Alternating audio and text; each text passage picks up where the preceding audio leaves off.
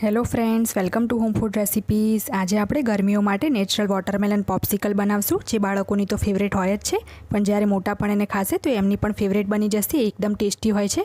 તો આપણે એ માટેની સામગ્રી જોઈ લઈએ। વોટરમેલન પોપ્સિકલ બનાવવા માટે મેં અહીંયા લીધું છે 3 કપ જેટલું તરબૂચ। મેં આની અંદરથી બધા જ બિયા કાઢીને અને નાના નાના ટુકડામાં કાપી લીધું છે।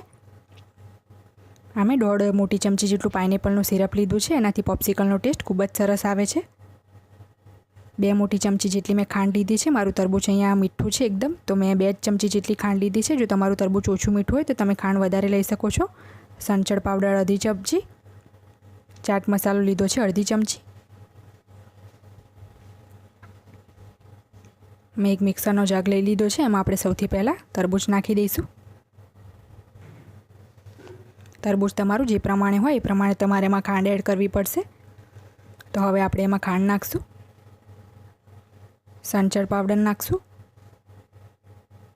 ચાટ મસાલો અને જે પાઇનેપલનું સિરપ લીધું હતું એ નાખી દઈશું। એનાથી પોપ્સિકલનો ટેસ્ટ ખૂબ જ સરસ ખાટો મીઠો આવશે।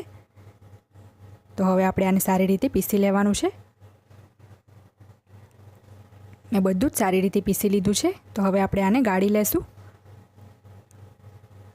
તે માટે મેં એક બાઉલની ઉપર મોટો ગળણો મૂકી દીધો છે। એમાં આ બધું જ મિશ્રણ નાખીને આપણે એને સારી રીતે ગાળી લેશું। આ રીતે ચમચીથી આપણે હલાવતા જશું તો બધું જ પલ્પ અને જે સિરપ છે એ બધું નીચે પડતું રહેશે। તો તમે જોઈ શકો છો કે મેં બધું જ મિશ્રણ સારી રીતે ગાળી લીધું છે અને ખૂબ જ સરસ આપણો વોટરમેલનનો જ્યુસ બનીને તૈયાર છે। તો હવે આને હું એક જગમાં ભરી લઈશ, જેથી મોલ્ડમાં પોર કરવાનું ઇઝી રહે। મેં બધું જ તરબૂચનું જ્યુસ આ જગમાં કાઢી લીધું છે। તો હવે આપણે આ જ્યુસને મોલ્ડમાં પોર કરી લઈશું। તો મેં આ રીતના પ્લાસ્ટિકના પોપ્સિકલ મોલ્ડ્સ લીધા છે। તમે બીજા કોઈ પણ મોલ્ડ એલ્યુમિનિયમના કે લઈ શકો છો। બીજા ડિસ્પોઝેબલ મોલ્ડ્સ જે આવે છે એ પણ તમે લઈ શકો છો। તો હવે આપણે આને આ મોલ્ડમાં પોર કરી લઈશું। આ રીતે જો આપણે જગમાં જ્યુસ કાઢીને એને પોર કરીશું તો કંઈ પણ ખરાબ નહીં થાય। મોલ્ડ્સ આપણા એકદમ ક્લીન રહે છે। જો તમે ચમચીથી રેડશો તો બધું આજુબાજુ ગંદુ થવાનું ડર રહે છે।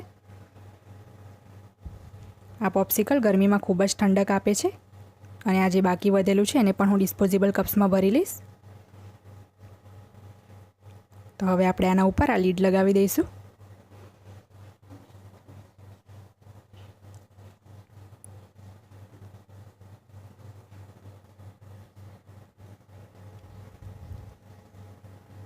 હવે આપણે આને ફ્રીઝરમાં 8 થી 10 કલાક માટે સેટ થવા માટે મૂકી દઈશું।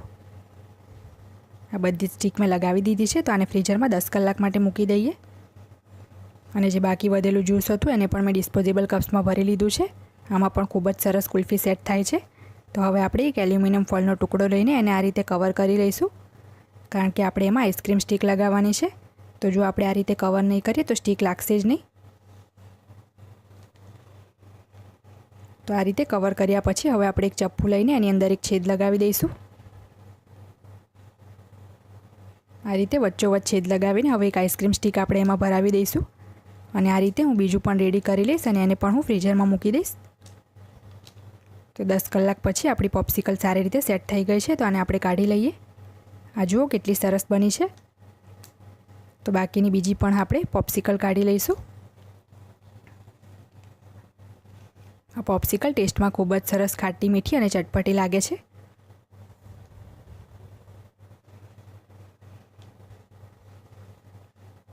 તો મેં બધી જ પોપ્સિકલ્સ કાઢી લીધી છે અને જે 2 મેં ડિસ્પોઝેબલ કપ્સમાં જમાવી હતી એ પણ સારી રીતે જામી ગઈ છે, સરસ સેટ થઈ ગઈ છે। તો તમે પણ આ ગરમીઓમાં આ નેચરલ પોપ્સિકલને જરૂરથી તમારા ઘરે ટ્રાય કરો। જો તમને મારી આ રેસીપી પસંદ આવે તો મારી ચેનલને લાઇક, શેર અને સબસ્ક્રાઇબ કરવાનું બિલકુલ ના ભૂલશો।